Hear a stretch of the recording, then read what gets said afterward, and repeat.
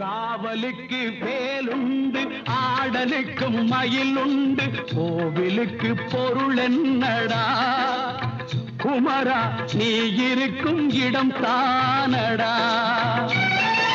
காவலுக்கு வேலுண்டு ஆடலுக்கும் மயிலுண்டு கோவிலுக்கு பொருள் என்னடா குமரா நீ இருக்கும் இடம் தானடா